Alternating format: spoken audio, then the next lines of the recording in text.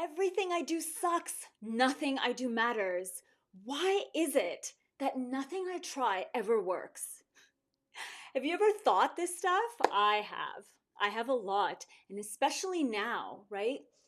Whenever we try and create something, we're changing something, whether it's a food or a lifestyle choice.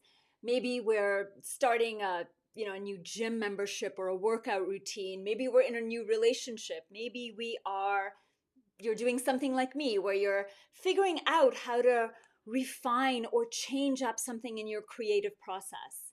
Whenever there is a creation process, we come up against this seemingly inevitable part, which is this lull. For me, that lull manifests as doubt. Everything I do sucks. I don't know why this is not working. For you, you may have something else. It may be frustration. It may be hopelessness. You may be experiencing it as a creative block of some kind, either intellectual or emotional, whatever that feeling is for you. And that exact place, that phase of our creative process is actually what we're going to explore today as we are moving into the end of Aries season.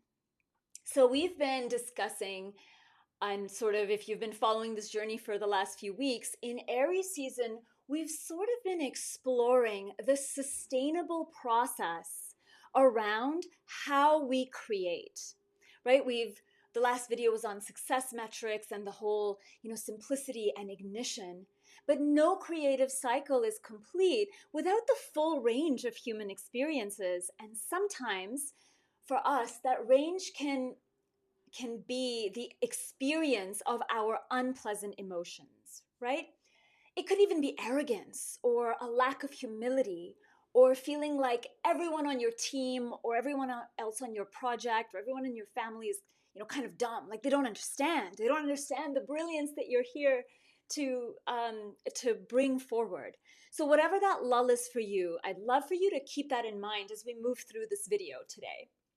So in most spiritual practices, we are often given the difference between when we're in a high vibe or a low vibe feeling. So obviously, if you are in anger, resentment, procrastination, or doubt, like it was in my case, that is considered a lower vibrational energy. And there's a lot of tools and practices that help us come out of it, right? Like even simple stuff. You can dance it out, shake it off, do a gratitude meditation. And this tries to lift us out of where we're feeling. And these are absolutely brilliant and beautiful practices. I've been doing this rodeo for a while now. So one of the things I explored, and again, keep in mind that a lot of my exploration through this season with you guys, through Aries season, has been sustainability. Now, I've done all of these lovely things that get me out of doubt in the moment. But I'm also now looking for sustainable ways to actually uplift the entire baseline of my creative process to a place where, I don't know, it's better, it's more sustainable for me. And so I did this thing a couple of weeks ago when I was in this deep lull. And again, for me, with everything I'm doing on Substack, I'm trying to refine and change certain things. As subscribers and followers, you may not see a lot of those changes up front, but the back end, I'm, playing with a lot of stuff. And I'm doing all that because it serves my goal of trying to make a more impactful publication, right? And so now I'm in all of this doubt because, I changed a thing and I didn't get 200 likes, or I didn't get 50 comments. And so one of the things I decided to sit with was acceptance of where I was. And one of the ways I did that was I embraced the feeling of the artist's lament. If you ever have read great pieces of poetry in any language, there are often, poets who speak about, or they give words to a place of pain, like maybe their beloved is angry with them, or they can't be with the one that they love, or the thing that they want is elusive. And then there are these great pieces of work that just speak to the, the sadness, the frustration, the longing. And so I sort of brought that sentiment into my life. And one of the things it included was a really long conversation with my mom where I just whined to her. The difference is this: whenever you weave in consciousness, you sort of give yourself permission. And that is what I did before I complained to my mom. I gave myself permission to be exactly as I was. And I gave myself this conversation. I even told her up front, I'm like, hey, I'm going to be whining in this conversation of ours because I have so much work and I'm doing all this stuff, and it isn't manifesting in the way that, I had, and now I have so much other work. And so, she sort of like laughed at it with me. And my mom's great. So I can play around with these things with her. But I spent a lot of the day really embracing and accepting how I felt. I felt distracted. I felt very doubtful, and that was making me procrastinate. And then in a conversation with her, I was like, I lamented, right? I was like, oh, this doesn't work, and la la la, and what's the point? And after I hung up, I realized why I was saying a lot of things that I was saying, and it helped me draw a clear line to some inner truths. So here's the thing with a sustainable creative process. We all experience ranges of emotions, ups and downs in our day and in our life. My quest is to figure out what is the truth or reality within me that is causing me to keep coming back here. Why do I keep feeling doubt? Why have I felt it, my whole life in a variety of different places? And if I want to understand and unlock and release whatever it is that lives there, maybe my entire experience of slipping into doubt whenever something new is happening can also be different. So it was an alchemist's experiment. And it was actually really incredible. I sat with some of whatever was coming up for me, sort of figuring out the truth of what I was saying, right? It's this curious thing when you give yourself permission to be as you are, a lot of our resistance to how we're actually feeling dissolves, which means we can see our truths more easily. So I continued this day of my lamenting, being really unsure, and I made sure to speak it out when I could. And then the next day, and then I went to bed. And then the next day, I woke up with a lot more groundedness and centeredness. And I had one of the most productive clarion thought days that I have had in weeks. And it wasn't just around, Substack and what I'm going to write and what I'm going to record. I had it in other areas of life. I had it socially. I felt it emotionally. The way I cleaned my apartment was a lot more organized. And the last few weeks, the last few days especially, have moved through with so much more ease. And so this was sort of my great learning, right? Doubt is human. And again, it's the thing I just said. We spend so much time fighting or resisting these quote unquote lower emotions. And we want to make ourselves feel better because we don't feel good in them.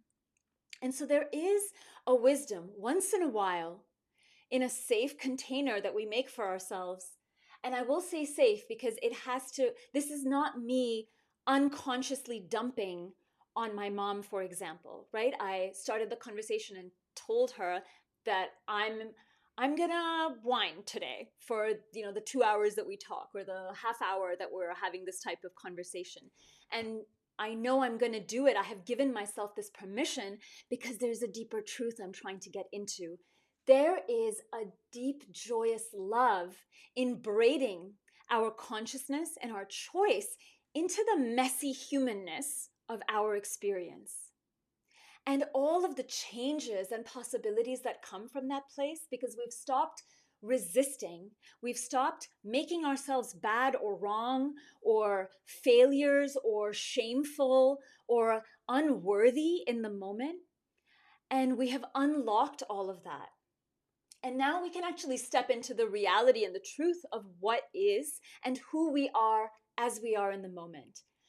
And so, as I was reflecting on all of this, I thought about how I have historically handled my doubt, which was do a lot of things to boost my sense of self, my sense of value, whatever it is that I'm doing or creating.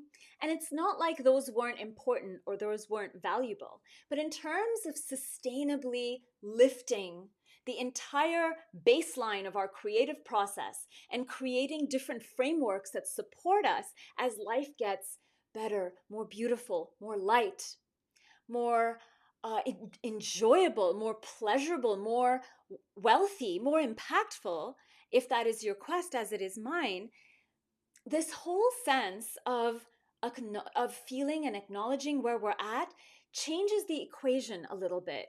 So you'll have to experiment with yourself to see if you are someone who's constantly pushing or forcing yourself into of an emotional vibration that you cannot sustain for whatever reason. It might be wise to try and see how it is for you to accept how you are in the moment. And so this, for me, it involves three main things. One of them is in that moment, recognizing that I currently feel doubt. I feel a compulsion to procrastinate. I want to push away all of my work. I want to push away my commitments and responsibilities. I want to be left alone. I don't want to do anything because there's no point, right? That is the reality of how I feel. And I acknowledge in this moment that I feel this. And as I acknowledge that, I also acknowledge that this is an aspect of my humanness. I draw in a sense of love of myself, to love myself exactly as I am. I love circumstances in life exactly as they are today. And these are words, but it has to be a felt sentiment. And the third thing is, I remember that all things are temporary. I remember that I am change and I am creation. And just as a few weeks ago, where I felt this, this high, this drive, this inspiration, this big creative energy, I am now in the opposite. I am feeling a lack of it. Maybe I'm feeling exhausted. Maybe I'm feeling doubtful. Maybe I'm feeling unappreciated. And these are all parts of a wheel of creation. This is what makes the cycle of our humanness whole.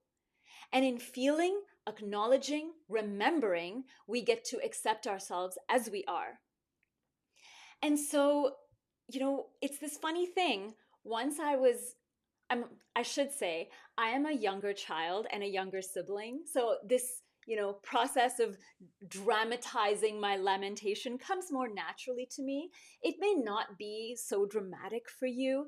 It may simply be a process of sitting with a cup of tea and journaling, or going out for a walk, or going to the gym, or doing a yoga or a boxing class, whatever it is that you do. Could be walking your dog, but giving yourself a time frame, a few hours, a few minutes, half a day, a whole day. I wouldn't go longer than a day. And allowing yourself to actually feel the fullness of what it is that you're avoiding, right? Because whatever it is that we're avoiding lies next to our immense capacity, our great potential, the spark of our sustainable creation. And that's what we're consciously trying to get to. And it is a lens that I can now see because I'm more interested in this sustainability with our creative process. And this will become interesting as we shift out of the Aries season that we're currently in, as the sun is transiting Aries this week, and as we move into Taurus season. Taurus is an earth sign. It is deeply connected to the material realm, to the soil.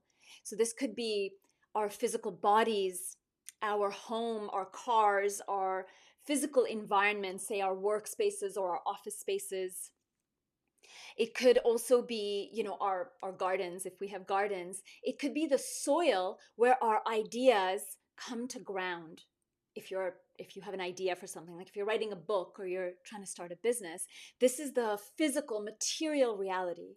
For a lot of people, it's their money, their income, their wealth.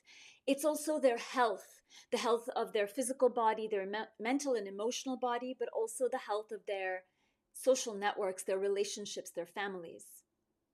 So as we move from the fire, the spirit of our creation, into what is going to land, what is going to turn into seeds that we're going to plant into real soil and then nurture and water over the next several months, over the next few seasons, that shift comes from a place of accepting everything that we are experiencing, because all of that is part of the creative process.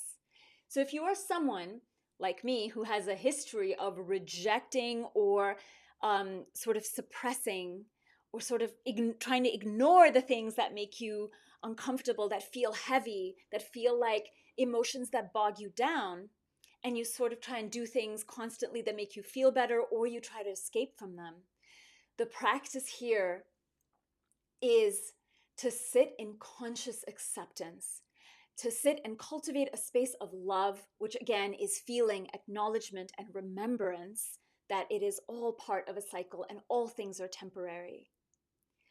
And to sit in a space of loving the truth of what is for you in the moment before you release it and let it go, and then something new comes. I hope this video and message meets you where you are at today and gives you permission to try something else with your creative process. I will see you next week for Taurus season. Have a great day.